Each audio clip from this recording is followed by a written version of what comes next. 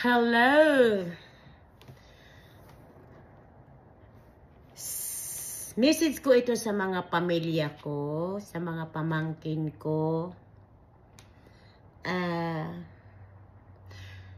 Okay, didiretsuhin ko na kayo ha. Kung gusto ninyo magkaroon ng bahay at lupa at konting negosyo, umuwi kayo sa probinsya kung saan ang mga magulang ninyo. Kasi para maganda na yung sama-sama ninyo doon at saka maganda naman talaga mag-banding, magsama-sama, diba?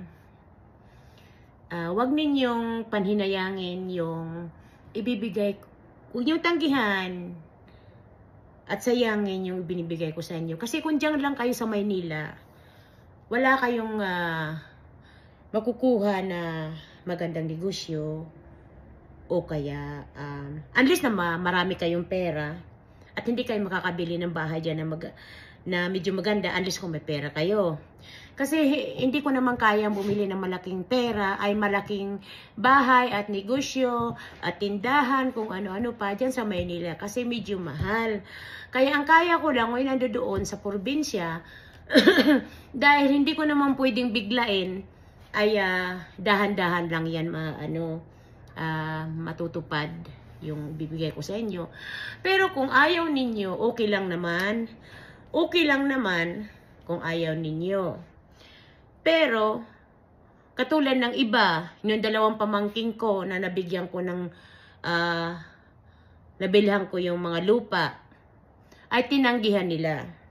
Ngayon, kayo naman na mga asawa, ay hindi naman talaga kayo asawa, kasi ang asawa ay kasal.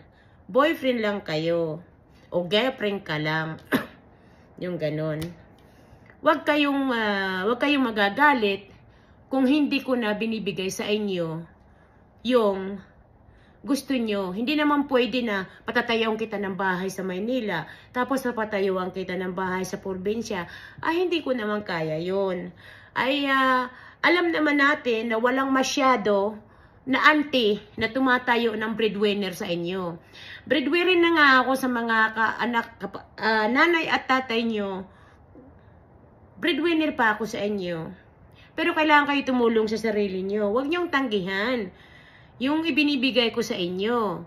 Kasi once sa tinanggihan ninyo yan, ay hindi na yan mauulit na bibigyan ko kayo muli. Okay. So,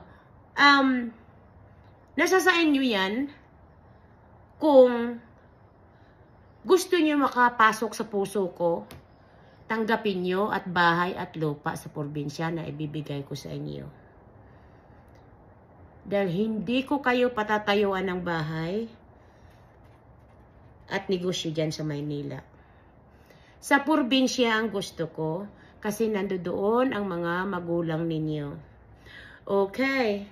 So, thank you. May contents na naman ako.